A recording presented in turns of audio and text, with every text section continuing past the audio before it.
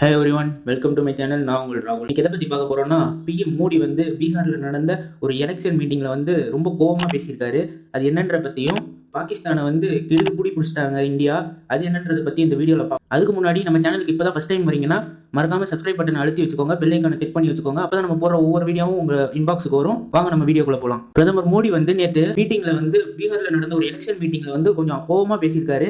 என்னன்னு பார்த்தீங்கன்னா, கண்டிப்பாக வந்து இதுக்கு நாங்கள் பதிலடி கொடுப்போம். இந்தியாவோட ஸ்பிரிட், இந்தியாவோட ஒற்றுமை யாராலையும் உடைக்க முடியாது. கண்டிப்பாக இதுக்கான பதிலடியை நாங்கள் தேடி கண்டுபிடிச்சு நாங்கள் அந்த தண்டனையை கொடுப்போம் அப்படின்னு ரொம்ப கோபமாக பேசியிருக்காரு. அதுக்கப்புறம் என்னென்ன முடிவு எடுத்திருக்காங்கன்னா, இந்தியா அவங்களுக்கு பதிலடி கொடுக்க, நம்ம இந்தியாவிலிருந்து கங்கை நதி வந்து பல கிளைகளாக பிரிஞ்சு அவங்க நாட்டுக்குள்ளே போகுது. பாகிஸ்தானோட ஒட்டுமொத்த வருமானமும் வந்து அந்த நதியில தான் இருக்குது. அக்ரிகல்ச்சராக இருக்கட்டும், பீப்புள் சமைச்சு சாப்பிட்றதுலேருந்து எல்லாத்தோட ப்ராசஸும் வந்து அந்த நதியிலேருந்து தான் போகுது. நிறையா ஒரு நதியில் வந்து பல கிளைகள் பிரியும்ல, அந்த மாதிரி பாகிஸ்தானுக்குள்ளே போகிறதுனால நேரு காலகட்டத்திலே இந்த முடிவை எடுத்திருக்காங்க.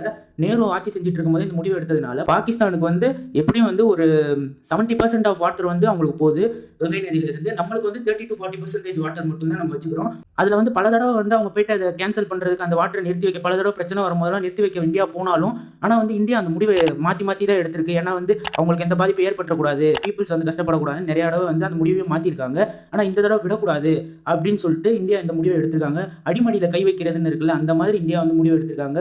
பாகிஸ்தானுக்கு வந்து அந்த வாட்டரை எப்படியா நிறுத்தணும். ஆனால் அந்த வாட்டரை நிறுத்துறது ஒன்றும் அவ்வளோ சாதாரண விஷயம் இல்லை. ஏன்னா வந்து அவ்வளோ ராட்சச அணைகளை கட்டினா மட்டும்தான் அந்த வாட்டரை நிறுத்த முடியும்.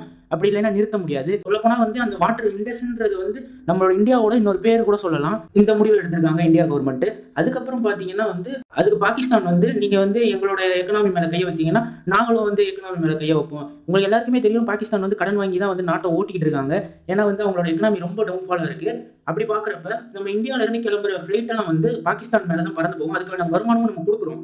ஆனால் இப்போ எப்படி பாகிஸ்தான் சொல்லிட்டாங்கன்னா, மேலே பறந்து போகிற ஃப்ளைட் வந்து எங்கள் ஊரை தாண்டி தான் போகுது, எங்கள் பாகிஸ்தானை தாண்டி தான் போகுது. ஏன்னா வந்து பாகிஸ்தானை தாண்டி தான் வந்து துபாய்க்காக இருக்கட்டும், அமெரிக்காக்காக இருக்கட்டும், யூரோப்பு எல்லாத்துக்கும் எல்லா கண்ட்ரிஸ்க்கும் போகிறது வந்து பாகிஸ்தானை தாண்டி தான். அதுக்கான வருமானமும் அவங்களுக்கு போகுது. ஆனால் இப்போ பாகிஸ்தான் வந்து அப்படி கூடாது, நீங்கள் வந்து சுற்றி போகணும், எங்களோட இது நாட்டு மேலே போகக்கூடாது, நாங்கள் காசு வாங்க மாட்டோம் அப்படின்னு சொல்றாங்க. அப்படி காசு வாங்காம இருந்தாங்கன்னா வந்து நஷ்டம் யாருக்குன்னு பாத்தீங்கன்னா அவங்களுக்கு தான். ஏன்னா அவங்களே கடன் வாங்கி தான் நாட்டை ஓட்டிக்கிட்டு இருக்காங்க. இப்படி ஒரு பதிலடியை அவங்க கொடுத்துருக்காங்க பாகிஸ்தான். அப்புறம் வாகா எல்லையும் மூடிட்டாங்க.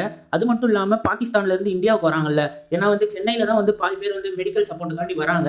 அவங்களுக்குலாம் வந்து கொஞ்சம் டைம் கொடுத்து விசாவெல்லாம் கேன்சல் பண்ணி அவங்களை அனுப்பி விடணும் அப்படின்னு இந்தியா முடிவு பண்ணியிருக்காங்க. ஏன்னா வந்து பாகிஸ்தான்லயும் இந்தியர்கள் கொஞ்சம் பேர் வாழத்தான் செய்யறாங்க, இந்தியாலையும் பாகிஸ்தான் கொஞ்சம் பேர் வாழத்தான் செய்யறாங்க. அதுவும் இல்லாமல் மெடிக்கல் சப்போர்ட்டுக்காண்டி இங்க வரவங்களும் உண்டு. அதெல்லாம் வந்து கேன்சல் பண்ணணும் அப்படின்னு உடனடியாக முடிவு எடுத்துட்டாங்க. அது மட்டும் இல்லாமல் பிசிசிஐ வந்து இன்டர்நேஷனல் கிரிக்கெட் ICC இதுகிட்ட வந்து சொல்லிட்டாங்க, இனிமேல் ஒரே டீம் ஒரே குரூப்புக்குள்ள இந்தியா பாகிஸ்தான் இருக்கக்கூடாது அப்படின்னு சொல்லிட்டாங்க. இனிமேல் இந்தியா பாகிஸ்தானோட இதெல்லாம் வந்து கொஞ்சம் கொஞ்சமா குறைக்கணும் அப்படின்னு சொல்லிட்டாங்க. உடனே பாகிஸ்தான் வந்து இதை நீங்க இப்படி எல்லாம் பண்ணீங்கன்னா நான் கண்டிப்பா வந்து இதை ஒரு போரா தான் நாங்க கன்சிடர் பண்ணுவோம், இதை போரா தான் மாத்துவோம் அப்படின்னு சொல்லியிருக்காங்க. பாகிஸ்தான் சைட்ல இருந்து கிட்டத்தட்ட அவங்களை வந்து கண்டுபிடிக்கிற ஆபரேஷன்ல இந்தியா இறங்கிட்டாங்க, அவங்களுக்கு தண்டனை கொடுக்குற ஆபரேஷன்ல இறங்கிட்டாங்க. கண்டிப்பா இதுக்கான முடிவு வந்து கூடிய சீக்கிரம் கிடைக்கும்னு நம்புவோம். இதே மாதிரி நெக்ஸ்ட் வீடியோல பார்ப்போம். Stay peace, stay safe. மறக்காம சர்ப்ரைஸ் பண்ணுங்க. தேங்க்யூ.